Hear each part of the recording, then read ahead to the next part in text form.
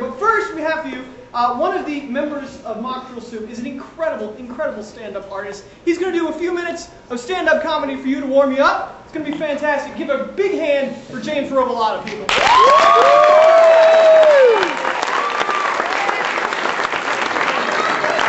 What's up? I love you too. I feel the need to see other people, though. How's everybody doing tonight? All right, huh? Hey, you know, I realize now that I've made it big time because I'm performing in the classroom. This is pinnacle. This is how I know my material is really top-notch here. This is great. Something about classrooms, I don't know about, this could be a big guy thing, and if I'm alone on this, that's fine. It's not the first time.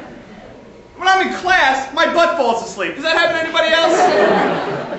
You're sitting there for like 3 hours and your butt falls asleep, you feel a little odd tingle, you're like, what's going on around here? It's a little chilly, something awkward happening. So you know, you do a couple of maneuvers, you kind of like try to like scoot your butt forward to the front of the seat so no one notices, be like, yeah, come on, get a little life in here. It's awkward, you know, they try to reach around and get a little scratch in there as if that's the problem. Not gonna help. Not gonna help at all.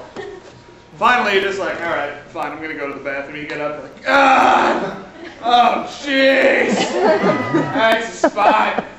It's always awkward, though. I don't know.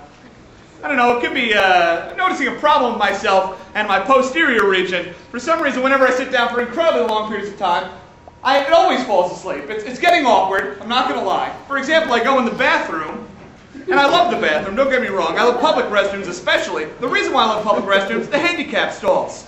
Don't act like you don't use the handicap stalls when you go in there. Okay? They're bigger, a little more room. You sit up a little bit higher than everybody else.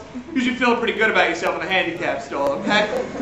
You know what I'm talking about? You know, when you're in the bathroom, for some reason, we as humans need to read things on the wall or read things anywhere we're in the bathroom. I don't know what instilled this in our brains, but this is what we do. So we're sitting in there, and we read the little snippets on the wall, because the bathroom wall is truly a timeless media. When you think about it. They're always going to be around. And there's always going to be some jerk in there writing on them. Now, it's not the actual gentleman who's writing the comment on the wall that amuses me the most. It's the guy who actually comments on the comment. This gentleman isn't funny enough himself, but he thinks other people are, so he's going to let him know while he's taking a crap. It's like, hey, if you voted for Bush, you can't poop here because your butthole's in Washington. Ooh, how original. As if that guy's going to come back in the next day, hey, I wonder if I'm going to read my comment. What do you think of my comment? Oh, how original. Yeah, cool. I thought that was good. Using the bathroom, I wrote something on the wall. It's awkward. Folks, I use the bars to get up. They're there. Why not? I don't know. In general, it's awkward, though. I'm just an awkward person. I've realized this, and I've realized this, that I've been like this for a long time. Maybe that's why I'm single. That's right. Maybe a little sympathy all next time when I do that. All right. Feel free to poke me on Facebook.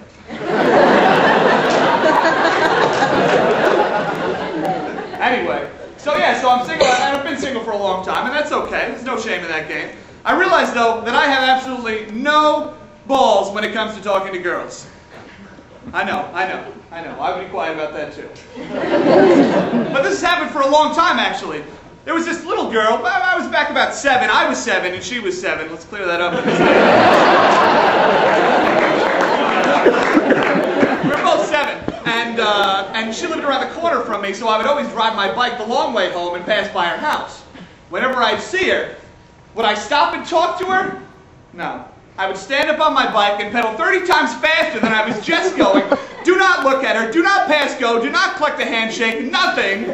Straight back to my house. The next day she's going to come into school and be like, hey James, so you ride your bike past my house, what do you say you and I go hold hands over the teeter-totter?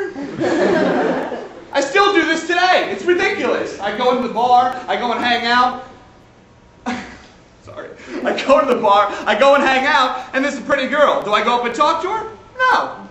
I say, I'm going to sing this karaoke song, and she's going to come up to me after. So I get up there like, have you ever heard the wolf cry to the blue thorn moon? Then she's going to come up to me next and be like, hey there. You're pretty cute singing that song. I'm going to sing you and I go over to the teeter-totter and hold hands. person who does this. I realized this the other day. I was doing karaoke, and a gentleman came up, and he decided that he was going to sing Rainbow Connection. Now, there's no shame in Rainbow Connection. It's a sweet song. But the gentleman sung it like Kermit the Frog. One day you'll find it, a rainbow connection. A lover, a dreamer, and me. This guy is expecting Miss Piggy to come out of the crowd.